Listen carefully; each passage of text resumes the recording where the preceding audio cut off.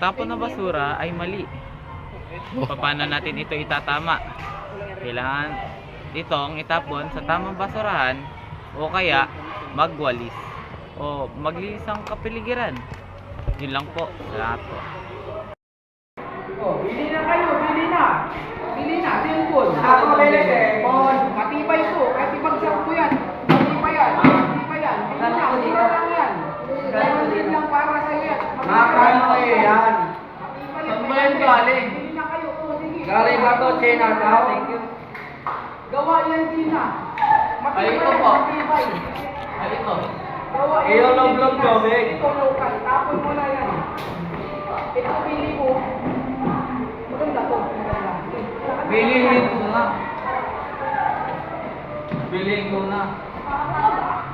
Sige na, bili mo na, uwi mo na yung mga muli na. Ako si Don Ricardo Roa. Sabi ko sa inyo kung bakit ito mali at paano ito tatama.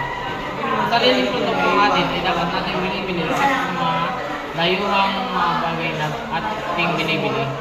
Tulad ng cellphone, kahit ang pang teknolohiya, galing sa ibang bansa.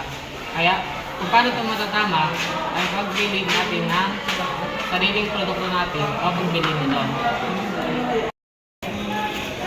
Wait lang, mag-wait na exam natin. Ayoko muna. Maglalaro ako eh.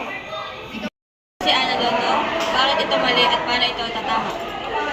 Ang hindi pagpapahalaga sa edukasyon ay isang paglabag sa batas at nakakasira ito sa kinabukasan ng mag-aaral para maitama ito, mas piliin nating mag-aral kaysa mag-iba